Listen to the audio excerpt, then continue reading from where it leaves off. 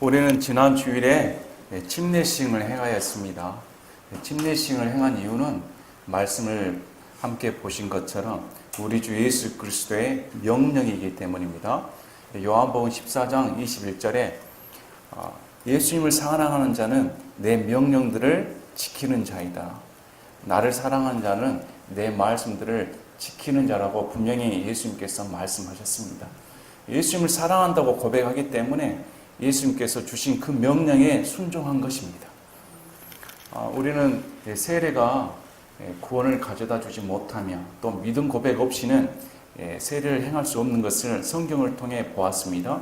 또 물 뿌리는 세례가 아니고 성경에서 말씀하신 대로 예수님과 함께 죽어서 묻힌바 되어야 되기 때문에 물속에 가라앉고 또 예수님과 함께 예수님이 부활하신 것처럼 일으킴을 받아야 되기 때문에 물속에서 건져냄을 받는 것을 표현해 주는 것이 유일한 침례의 방법뿐인 것입니다. 그래서 하나님의 은혜로 우리 교회 가운데 무려 29분의 성도들분께서 침례식을 받으셨습니다.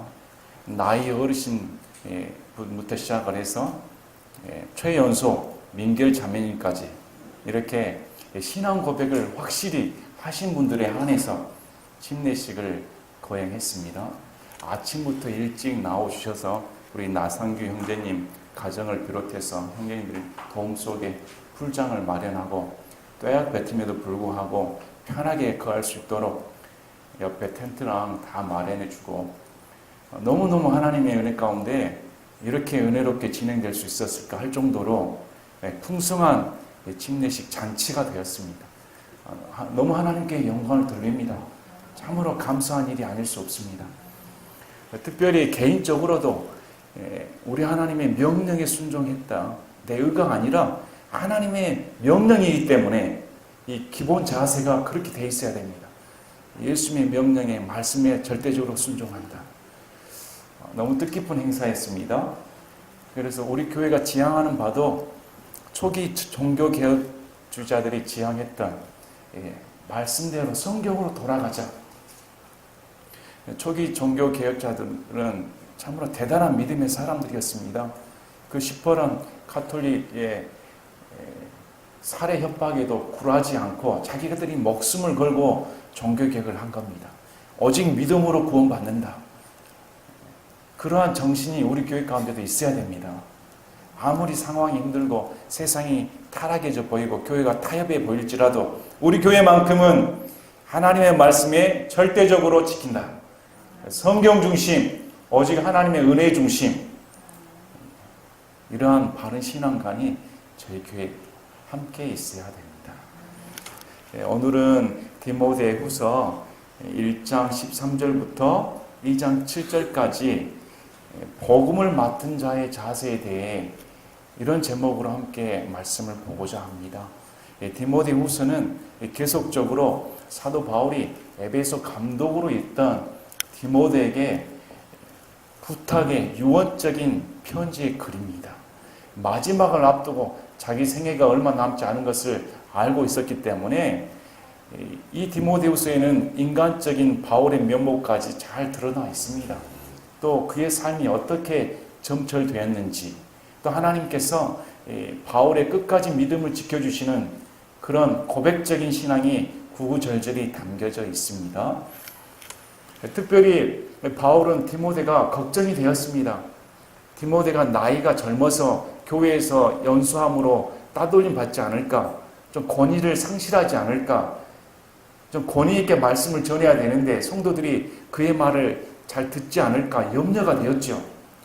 또 악한 세상 가운데 너무나 많은 이단 교리가 판을 치고 교회 내에 침투하기 때문에 이런 것을 단호하게 결단 있게 처리할 만한 능력이 있을까 노심초사하였던 겁니다. 그래서 본문 말씀도 디모데에게 다시금 각인시켜 줍니다. 바울을 통해 전해받은 디모데에게 증거된 그 복음이 하나님께서 주신 복음이기 때문에 어찌하든지 굳게 붙들고 지켜야 된다. 또 그 지키는 자세에 대해서 오늘 세 가지 비유를 통해 나옵니다. 그래서 이런 말씀들을 통해 우리랑 한번 대비해 봐야 됩니다. 우리랑 성도로서 하나님께 부르심을 받았는데 과연 우리에게 주신 이 복음을 나는 어떤 자세로 감당하고 있는가? 나는 어떤 자세로 이 복음을 지키고 있는가? 그래서 말씀을 통해 함께 살펴보시고자 합니다. 1장 13절을 보니까 이렇게 말씀합니다. 그리스도 예수님 안에 있는 믿음과 사랑 안에서 내가 내게 들은 건전한 말씀들의 틀을 굳게 붙들고 우리 안에 거하시는 성령님을 의지하여 내게 맡겨진 그 선한 것을 지키라. 사도 바울은 이전에 바울이 이 복음을 위해 이방인들의 선포자와 사도와 교사로 정하졌는데 바로 이 복음이 창세 전에 그리스도 안에서 우리에게 은혜 가운데 주어진 이 복음이 이제 우리의 구원자 예수 그리스도의 나타나심으로 분명히 드러났다. 그분께서는 사망을 패하시고 복음을 통해 생명과 죽지 아니함을 밝히 드러내셨다. 우리 예수 그리스도께서 십자가에 달리시고 죽으시고 부활하심으로 말미암아 하나님의 구속의 은혜를 인간들에게 밝히 드러내셨습니다. 이것이 온 세상을 향한 하나님의 복음이신 것이죠. 그래서 이 복음은 타협할 수가 없는 겁니다. 어떻게 지켜야 되냐면 예수 그리스도 안에 있는 믿음과 사랑 안에서. 예수 그리스도 안에 있는 믿음은 완전한 겁니다. 우리의 믿음의 완성자요, 우리의 믿음의 근본 제공자는 우리 주 예수 그리스도입니다. 또 그 사랑이 완전한 겁니다. 예수 그리스도 안에서 하나님께서 우리가 아직 죄인 되었을 때 독생자를 우리를 위해 주심으로 우리를 향한 하나님의 사랑을 확증하셨습니다. 이 사랑은 불변한 겁니다. 이 사랑은 완전해서 인간의 사랑으로 논할 대상이 안 되는 것이죠. 그래서 이 믿음과 이 사랑 안에서 내가 내게 들은 건전한 말씀들의 틀을 굳게 붙잡아라. 우리에게 향한 하나님의 믿음과 우리에게 향한 하나님의 사랑 안에서 우리에게 주어진 건전한 말씀의 틀을 붙잡아야 됩니다. 이 말씀은 고린도전서 15장 2절 5절에 보면 너희가 만일 내가 너에게 선포한 것을 기억하고 헛되이 믿지 아니하였으면 또한 그 복음으로 구원을 받았느니라. 바울이 전한 복음을 헛되이 믿지 아니하고 있는 그대로 받아들였다면 구원을 받은 자이다. 이렇게 사도 바울이 고린도 성도들에게 말씀을 하면서 어떤 말씀을 증거했냐면 내가 또한 받은 것을 무엇보다 먼저 너에게 전하였노니 그것은 곧 성경 기록대로 그리스도께서 우리의 죄들로 인하여 죽으시고 묻히셨다가 성경 기록대로 셋째 날에 다시 살아나시고 게바에게 보이시고 다음에 12 제자에게 보이셨다는 것이니라. 바울에게 하나님이 맡겨주신 복음은 바로 이것입니다. 성경 기록대로 저와 여러분의 죄를 위해 우리 주님이 죽으시고 묻히셨다가 성경 기록대로 사흘 만에 부활하셨다. 이것을 헛되이 믿지 아니하고 받아들인 자가 구원을 받은 자이다. 이렇게 성경은 말씀하고 있습니다. 그래서 이 복음의 틀을 굳게 지키라는 겁니다. 그래서 어떻게 지키냐면 우리 안에 거하시는 성령님을 의지하여. 인간의 노력으로는 한계가 있습니다. 저와 여러분의 결단은 얼마 못 갑니다. 우리의 결심은 어떤 환경 속에서 쉽게 무너지기 쉽습니다. 좌절하기 쉽지요. 여전히 나의 모습을 보면 구원받기 전의 모습을 볼 수가 있습니다. 구원받았다고 해서 완전히 새 사람 된 게 아니죠. 여전히 내 마음 가운데 죄성이 있고 죄의 나락에 빠질 때가 많습니다. 그래서 나를 의지한다면 하나님의 말씀을 지킬 수가 없습니다. 그래서 사도 바울이 디모데에게 권면하는 말씀은 우리가 믿을 때에 성령님께서 내 안에 임재하셨기 때문에 그 성령님을 의지하여 이 굳건한 말씀을 지키라는 겁니다. 여러분 성령님 의지하십니까? 우리가 믿는 순간 하나님의 약속하신 영이신 성령님께서 내 안에 들어와 영원토록 함께 계심을 믿으십니까? 그분은 결코 떠난다고 말씀하신 적이 없습니다. 내가 죄 가운데 빠질지라도 여전히 그분은 당신의 약속의 말씀대로 내 안에 거하셔서 나를 지키시고 보호하신다. 그래서 의지할 대상이 내가 아니고 내 안에 계시는 성령님을 의지해라. 그렇게 말씀합니다. 자, 15절 보십시오. 아시아에 있는 모든 자들이 나를 버리고 돌아선 일을 내가 알거니와 그 중에 부겔러와 허모게네가 있느니라. 씁쓸한 장면이 나옵니다. 디모데후서 4장 16절에 보면 모든 자가 바울을 떠났다. 사도 바울이 그렇게 기록을 합니다. 사도 바울은 에베소에서 무려 3년 가까이 말씀을 증거했습니다. 에베소 성도들은 사도 바울을 통해 교리를 알게 되고 복음의 진수를 맛보던 자들이었습니다. 그러나 바울이 죄수의 몸으로 로마의 감옥에 갇혔을 때 어느 누구도 바울 편에 서서 대변하지 않았다는 것이죠. 아마 너무 멀어서 그곳까지 가서 같은 죄수의 입장이 될까봐 또 자신 또한 핍박받을까봐 바울 편에 서질 않았습니다. 그래도 사도 바울은 탓하지 않는다 말을 했습니다. 그 중에 자신을 버리고 떠난 중에 부겔로와 호모게네가 있다. 그들이 어떤 자들이었는지 성경 기록하지 않습니다. 그러나 이렇게 성경 기록에 기록된 것은 그들에게 부끄러운 일이죠. 끝까지 믿음을 지키고 하나님 말씀 안에 서 있었더라면 자랑스러운 이름으로 기록되었을 텐데 바울과 함께 고난받기를 싫어하고 바울과 함께 예수 그리스도의 복음에 동참하기 싫어해서 그를 버리고 떠난 것을 디모데 너도 알고 있다. 이렇게 말합니다. 하지만 이와 대조적으로 주께서 오네시보로의 집에 긍휼을 베푸시기 원하노니 그가 자주 나를 유쾌하게 하고 나의 사슬을 부끄러워하지 아니하였으며 오히려 그가 로마에 있었을 때에는 매우 부지런히 나를 찾아내어 만났느니라. 그래서 사도 바울은 디모데에게 디모데후서 4장에서 브리스길라와 아굴라 또 오네시보로의 집안에 인사해라 이렇게 나옵니다. 이 오네시보로의 집안은 에베소에 있었습니다. 그가 어떠한 일이 있었든지 간에 로마에 아마 간 일이 있었던 것 같습니다. 그래서 오네시보로가 로마에 갔을 때 바울의 거처가 어디가 있는지 알지 못했습니다. 로마는 큰 도시지요. 근데 이 오네시보로는 바울을 찾고자 어찌하든 간에 바울을 찾아서 만나야겠다 열정이 있었던 겁니다. 포기치 않은. 보면 부지런히 나를 찾아내어 만났다. 이렇게 나옵니다. 다른 사람하고 전혀 대조적이죠. 우리는 아이고 서울에 가서 누굴 찾지? 그 사람의 소재지가 어디 갔는지 어떻게 알지? 또 설령 찾아낸들 사도 바울은 죄수의 몸입니다. 반역자로 낙인 찍힌 몸이죠. 그를 찾아내서 친한 척하면 로마 권력에서 보았을 때 저 또한 반역자가 아닌가 끌려갈 판입니다. 하지만 뭐라고 나옵니까? 그가 자주 나를 유쾌하게 하고 나의 사슬을 부끄러워하지 아니하였다. 복음의 사도인 예수 그리스도 사도인 사도 바울이 복음을 전하다가 쇠사슬에 묶여서 죄인의 심정으로 죄인된 몸으로 억울하게 갇혔음에도 불구하고 그 사실이 오네시보로에게는 전혀 부끄러움의 대상이 되었지 않다는 것입니다.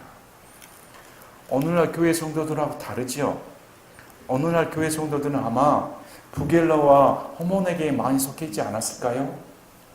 교회에서는 오면 좀 잘 살고 부티나고 부하고 일이 술술 풀리고 그래야만이 복음이 폭발적으로 부흥할 것 같고 부흥을 그렇게 따집니다. 와서 기적이 벌어지고 하나님께서 놀라운 병고침의 역사가 일어나고 그랬다면 폭발적으로 부흥이 될 텐데 어떻게 사도 바울은 그런 역사를 일으키신 대신에 한낱 죄수의 몸으로 사형수가 되어서 차디찬 감옥에 갇힐 수가 있는가? 부끄럽다. 내가 믿는 복음이 이것이 아닌데 바울을 떠나야겠다. 이렇게 여기지 않습니까? 아마 우리 교회에 와서 우리 교회에 핍박이 몰아치고 예수 그리스도의 복음 때문에 순교의 자리까지 낮은다면 과연 몇 사람이 그 고난에 동참할 수 있을까요? 오네시보로를 과연 찾아볼 수 있을까요? 하지만 이 오네시보로는 전혀 개의치 않았다는 겁니다. 그의 마음에는 복음에 헌신한 진정한 순교자로 가는 사도 바울을 부끄러워하지 아니하고 그를 어찌하든지 찾아내서 그의 마음을 유쾌하게 해주겠다는 겁니다. 이게 성도들의 사랑입니다. 우리에게도 이런 마음이 있었으면 좋겠습니다. 성도들이 고난받을 때, 특히 복음 때문에 가정에서 핍박받을 때 얼마나 귀합니까? 복음 때문에 제사를 못 지내겠다. 복음 때문에 절을 할 수 없습니다. 저는 복음 때문에 타협할 수 없습니다. 어떻게? 예수 그리스도 외에 구원자가 있단 말입니까? 절대로 용납할 수 없습니다. 이런 고난에 동참하는 자가 얼마나 귀합니까? 우리에게도 이런 마음이 있어야 됩니다. 또 성도들에게 유쾌하게 해줘야 합니다. 아마 바울의 마음이 얼마나 상쾌했을까요? 얼마나 뿌듯했을까요? 그래서 바울의 인간적인 면모가 나옵니다. 바울이 말년에 죽음을 앞두고 있기 때문에 죽음을 앞둔 사람들에게는 절친했던 사람들이 곁에 있기를 원합니다. 여러분, 죽음을 앞둔 사람들 보십시오. 그 곁에 가족들이 지키고 있지 않습니까? 평소에 친했던 사람들이 얼굴을 한번 보았으면 간절한 심정이 다 있는 겁니다. 사도 바울도 그랬습니다. 그래서 그 곁에 오네시보로 같은 하나님께서 성경에 그 이름을 적혀준 영광스러운 이름이 드러나 있는 겁니다. 그래서 그가 사도 바울을 위로해주고 유쾌하게 해주었다. 자, 18절에 보니까 주께서 그날에 그가 주의 궁유를 얻게 하시길 원하더라. 그날은 우리 주님의 심판석 앞에 설 때입니다.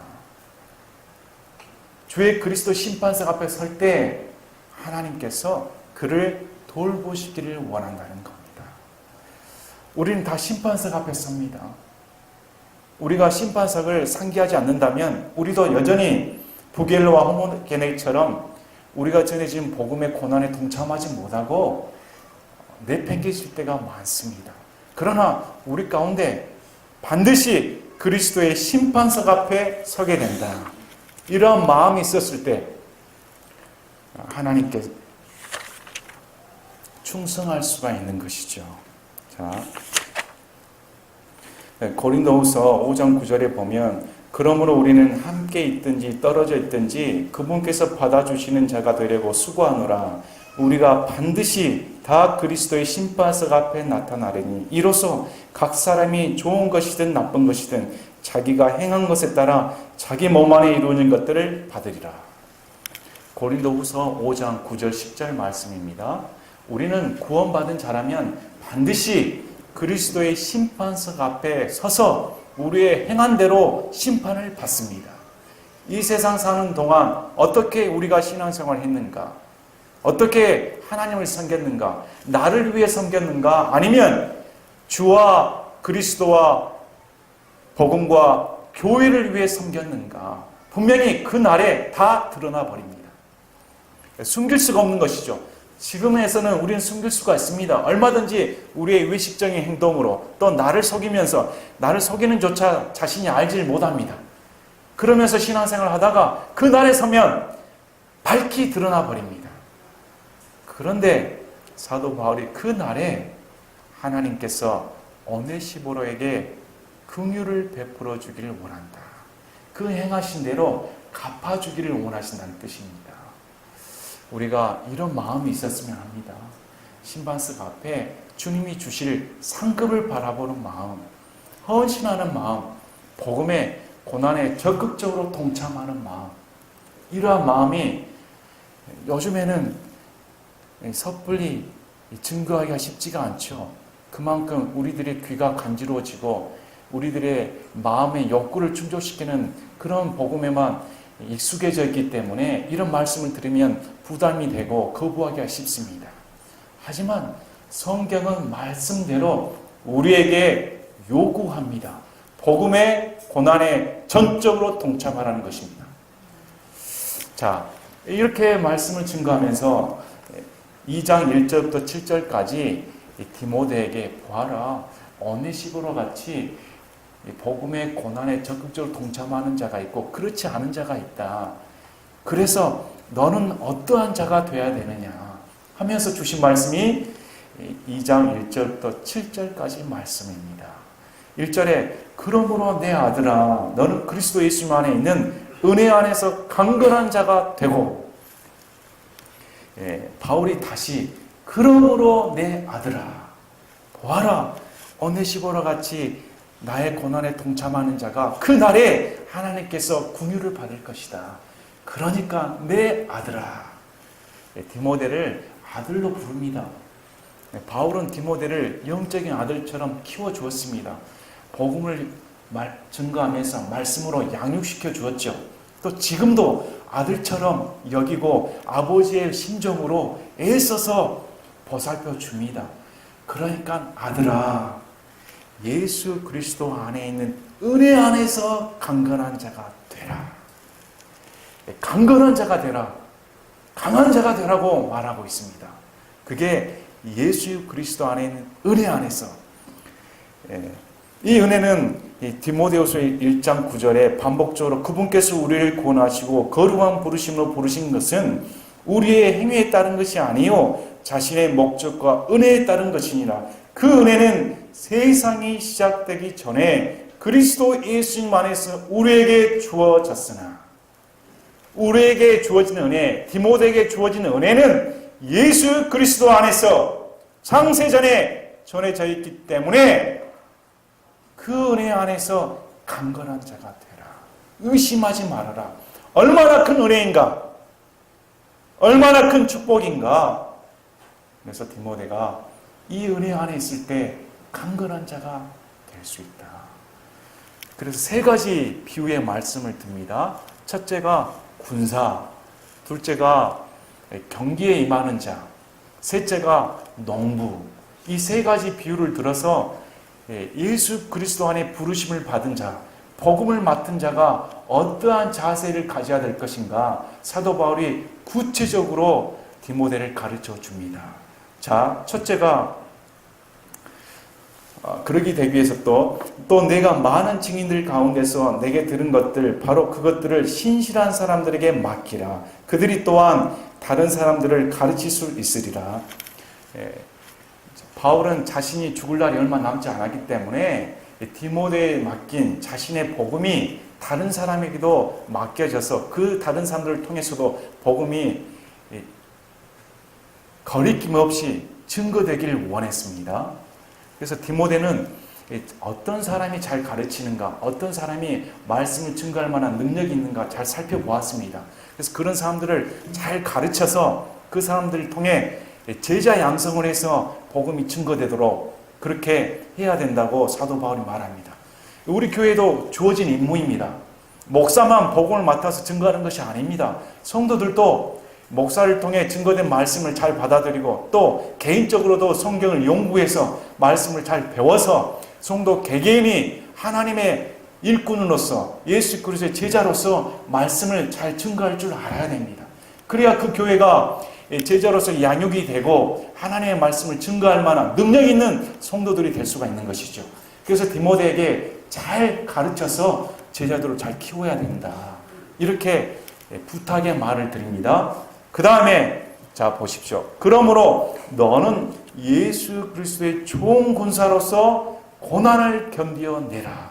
첫 번째 비유의 말씀이 예수 그리스도의 좋은 군사이다. 디모데에게 너는 군사야. 그것도 예수 그리스도가 대장이고 너는 그의 명령을 받는 군인으로 징집이 된 거야. 두 번째, 좋은 군사여야 돼. 나쁜 군사도 있다는 겁니다. 징집이 되었다면 예수 그리스도의 명령에 절대적으로 순종하는, 예수 그리스도의 구속함을 받은, 예수 그리스도 안에 제한된 자신의 삶을 포기한 군사로서 적극적인 고난에 동참해야 된다는 겁니다. 자, 전쟁을 하는 어떤 사람도 이 세상 삶의 일에 얽매이지 아니하나니 이것은 그가 자기를 군사로 택한 자를 기쁘게 하려 함이라. 예, 군사된 사람의 특징이 이 세상 일에 얽매인 사람이 없다는 겁니다. 예, 여기서 우리가 군사는 어떤 사람인가 한번 살펴보겠습니다. 우리 군대 다녀오신 분들 계시죠? 예, 군대 다녀오신 분들은 남자들이 만나면 축구 얘기, 군대 얘기 반드시 나온다고 합니다. 군대 얘기에서 무용담 얘기, 이게 빠지면 얘기가 안 된다는. 그래서 군대를 자랑스럽게 생각하기도 하죠. 근데 우리가 군대에 입대를 하면, 입대할 때 연인들 또 가족들 바래다 줍니다. 뭐 이병 열차에서 손 빠이빠이 흔들잖아요. 건강하게 잘 다녀와라. 이별의 눈물을 흘리고. 왜 눈물을 흘립니까? 이제 가면 자유롭게 만나지 못하기 때문에, 또 다칠까 염려가 되기도 하고 몸이 상할까 걱정이 되기도 합니다. 그래서 군대에 입대를 딱 하면 뭘 먼저 받습니까? 군복을 받습니다. 군복과 훈련복, 체육복을 받게 되죠. 그리고 뭘 벗어야 됩니까? 집에서 가져올 때 입은 옷, 그런 것을 다 버리고, 또 휴대폰 할 수 없죠. 훈련 받으면서 휴대폰 하는 사람 있습니까? 자신의 소지품을 다 벗어서 정리해가지고 집으로 붙입니다. 이제 전혀 다른 신분이 됐기 때문에, 그러면서 진짜 내가 군대에 들어왔구나, 군대에 속해버렸구나, 이제 집안 세상적인 삶을 할 수가 없구나, 마음가짐이 다르게 된 것이죠. 그래서 군대 생활하면서 세상에 나와가지고 어울리는 삶을 할 수가 없죠. 그 안에 들어와 버린 겁니다. 그 다음에 두 번째는 이제 자기 마음대로 생활할 수가 없습니다. 명령에 따라야 됩니다. 제 기억으로 군대 생활 중에 가장 힘들었던 것 중에 하나는 불침번. 불침번 아시죠? 남들 잘 때 잠을 안 자고 지켜야 됩니다. 얼마나 잠이 오는데 그 시간은 일어나가지고 해야 되지요. 잠을 자고 싶어도 잘 수가 없습니다. 명령이기 때문에 내 욕구대로 할 수가 없는 것이죠. 또 군대 생활을 하게 되면 누구나 편하게 보낸다고 생각하지 않을 겁니다.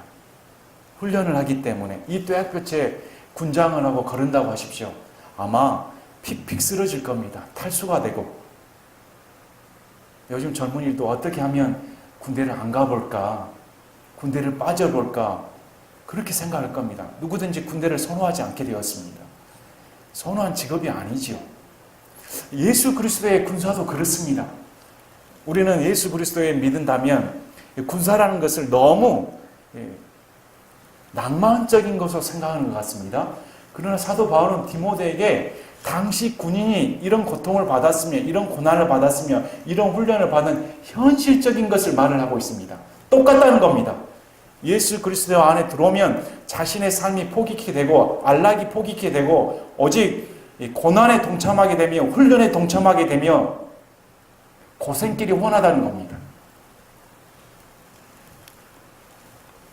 수많은 여러분들이 전쟁을 겪어보지 않았기 때문에 우리가 보는 것은 전쟁 영화로 전쟁의 실상을 간접적인 체험을 하게 됩니다. 영화사에 길이 남는 것은 라이언 일병 구하기의 전쟁 장면이라고 합니다. 처음 이제 장면 중에 해변 전투가 나오는데 약 20여 분간의 그 전투 장면이 너무 사실적으로 묘사되어서 전쟁 영화의 표본이라고 합니다. 저도 보았습니다. 얼마나 끔찍하든지 너무 그냥 총이 진짜 그 현장에 있는 것처럼 팔다리가 잘려나가고 몸통이 잘려서 피가 솟구치며 튕겨나갑니다. 전쟁은 낭만적인 것이 아닙니다. 그런데 대장이 저 능선을 사수해라. 돌격 앞으로 하면 무조건 앞으로 가야 됩니다. 죽더라도 가야 되죠. 아유, 난 앞으로 안 가겠어요. 가면 죽는데 그냥 머리 쳐박고 나는 안 가겠습니다. 이럴 수가 없는 겁니다. 가면 죽는데 뻔히 총탄이 빗발치고 폭탄이 터지면서 언제 죽을지 모르지만 가라 하면 가야 되는 겁니다. 그게 군사인 것이죠. 이렇게 하는 이유가 뭔지 아십니까?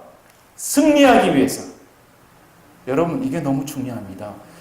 군인은 승리하기 위해서 모집당한 것이지 패배하기 위해서 모집당한 게 아니죠. 죽으러 가기 위해 모집당한 게 아닙니다. 전쟁에 들어가면 승리하기 위해서, 목표점을 고취하기 위해서, 적군을 몰아내기 위해서 군사가 있는 것이죠. 좋은 군사는 명령에 따라서 죽든지 아니 죽든지 승리할 것이다. 열망이 있어야 되는 겁니다. 여러분, 복음에 열망이 있으십니까? 내가 이 복음으로 죄의 세력을 멸하고 하나님이 주신 이 권능의 복음으로 죄의 사로잡힌 인생들을 구원하는 데 쓰임받게 하고 하나님의 왕국이 선포되는데 내가 쓰임받는다. 이러한 투철한 군사로서의 열망이 있어야 되는 겁니다. 순전히 이 목적은 뭐냐면 군사로 모집한 자를 기쁘시게 하기 위해서. 그리스도인의 한 가지 목적은 하나밖에 없습니다. 예수 그리스도를 기쁘시게 하기 위해. 그래서 이 목적이 우리 가운데 있어야 되는 겁니다. 우리 가운데 열망이 나를 모집한 예수 그리스도께서 나의 사령관이 되기 때문에 그가 돌격 앞으로 하면 무조건 돌격 앞으로, 이런 마음이 있어야 되는 겁니다. 그래서 디모데가 이 말씀을 받았을 때는 어떤 감정으로 받아들인지 아십니까? 죽으라는 말입니다. 죽기 위해 군사로 모집받았기 때문에 이 고난을 부끄러워하지 말고 적극 동참해라. 그래서 우리가 이러한 바른 자세를 가져야 됩니다. 내가 정말 군사인가? 정말 좋은 군사인가? 나쁜 군사인가? 남들은 싸우라 하고 나는 뒷전에 머물러서 아직도 따뜻한 아랫목이 있지 않나? 군인은 아랫목이 필요한 게 아닙니다. 피가 튀기는 것이죠. 군복에는 피투성이가 있고 번쩍번쩍한 군화가 있는 게 아닙니다. 진흙탕이 묻혀져 있고 싸움의 흔적이 묻혀져 있는 것이죠. 그래서 이렇게 모집당하는 것이 예수 그리스도의 군사다. 이렇게 성경은 말합니다. 두 번째가 나옵니다. 두 번째는 또한 사람이 우승하려고 애써도 적법하게 애쓰지 아니하면 관을 얻지 못하며,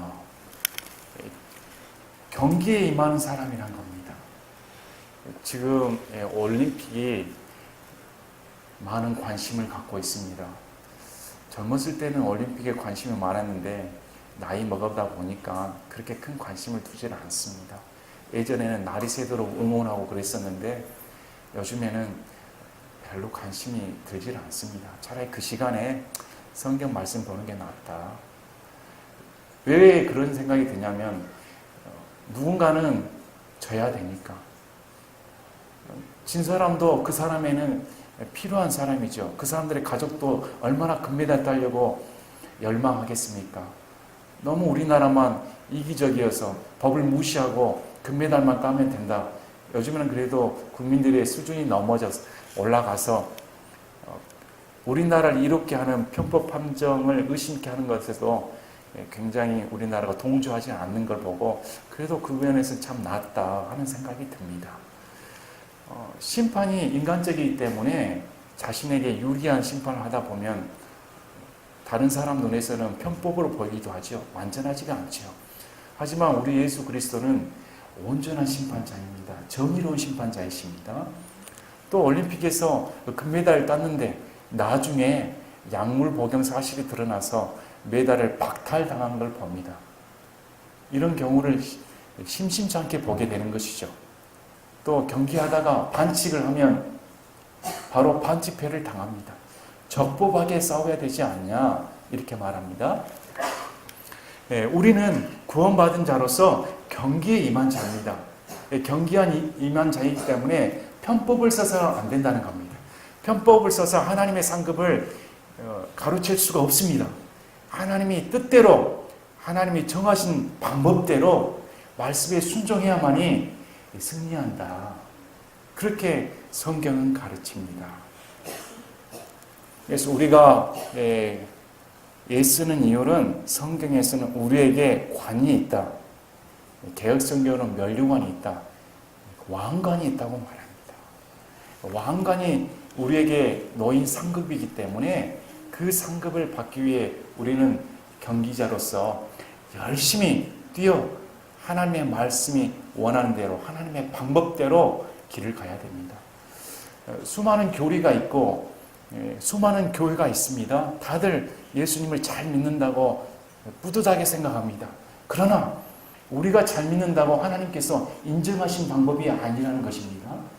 하나님께서는 정하신 방법이 있습니다. 하나님께서 정하신 성경 기록이 있습니다.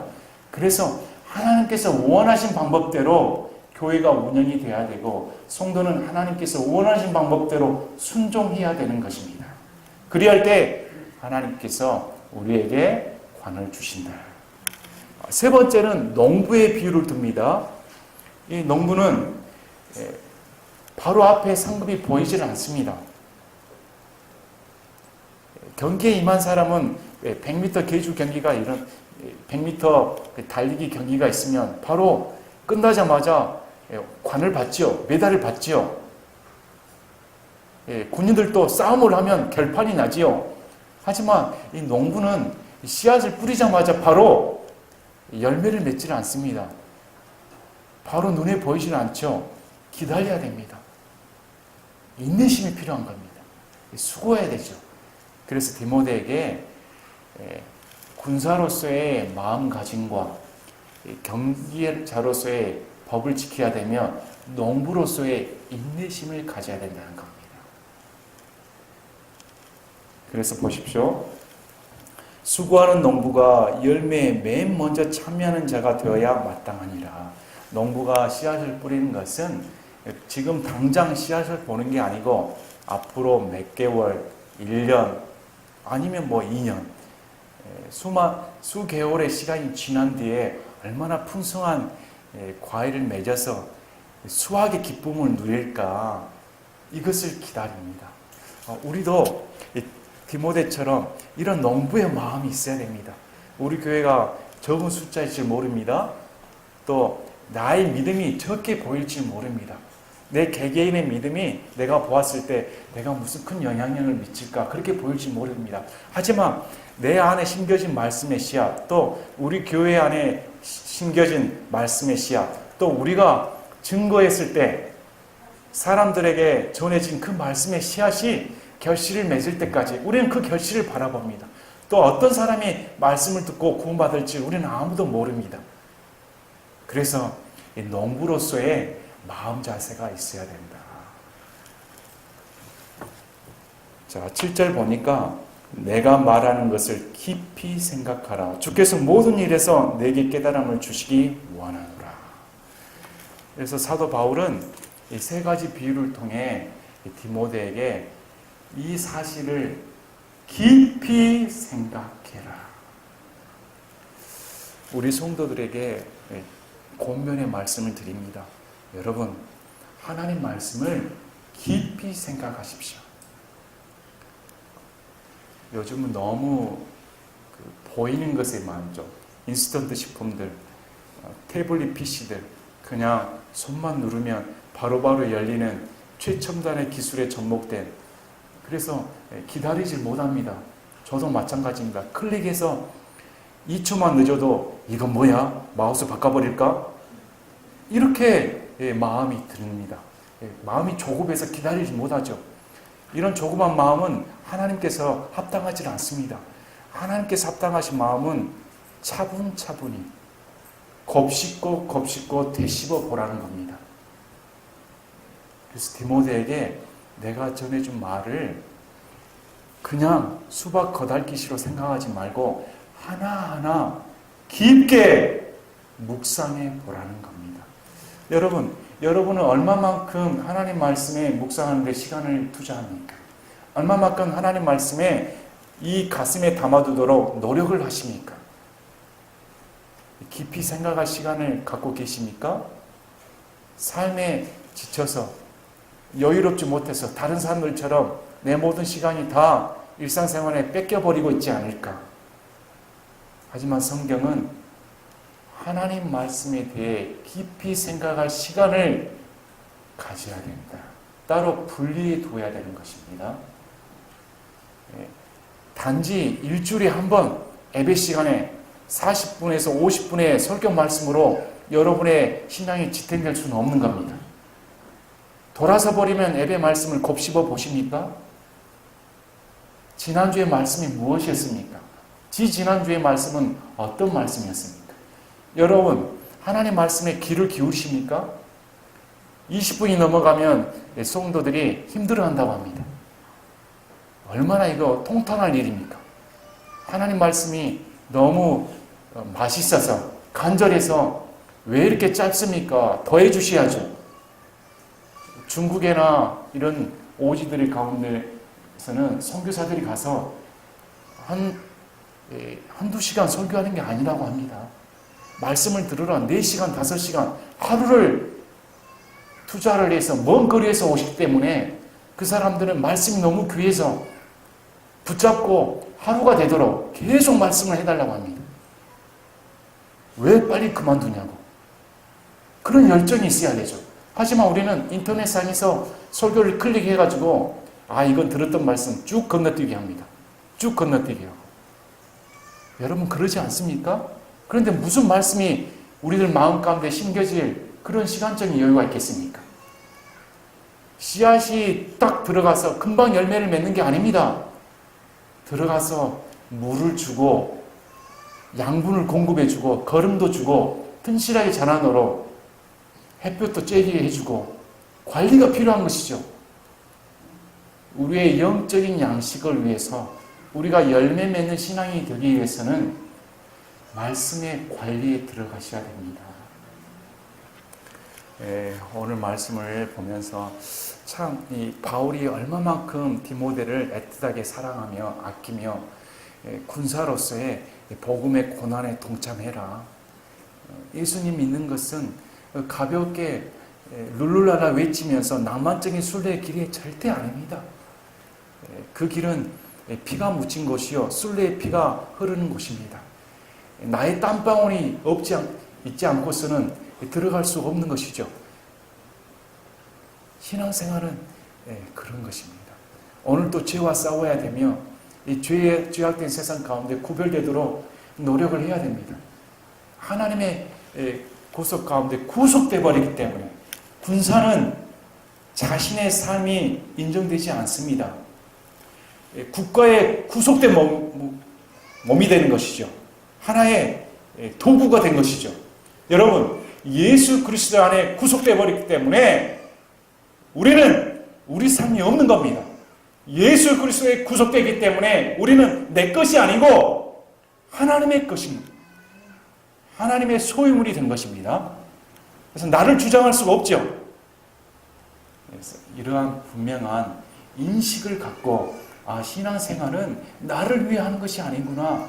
나를 구원해 주신 그 은혜 가운데 들어가게 해주신 예수 그리스도를 기쁘시게 하기 위해 오늘 내가 신앙생활을 하는 것이구나. 이러한 바른 신앙관을 가지시길 바랍니다. 제가 기도하고 마치겠습니다.